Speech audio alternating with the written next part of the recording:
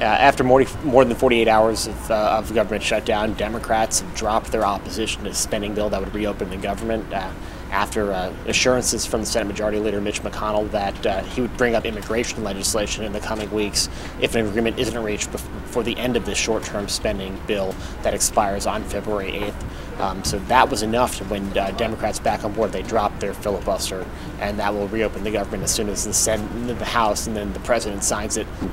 Was anything actually accomplished here? I think a lot of Democrats are asking themselves that question today. The White House and Republicans felt that Democrats need to get this out of their system.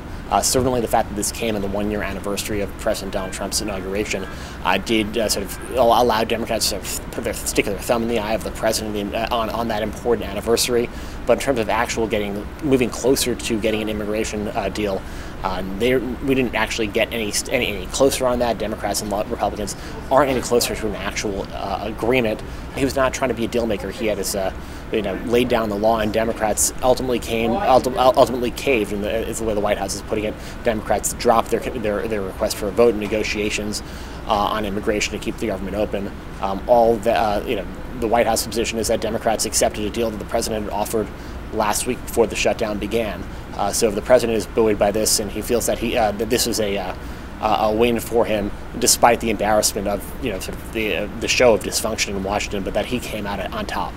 It's really too soon to tell. Well, this agreement to discuss something will actually bring about an agreement on DACA for these streamers. Certainly, there is a movement afoot to try to hammer out a deal before that February 8th deadline, but there's no indication that there would be any closer to that than they were weeks and months ago. So there are a lot more questions than answers on that front.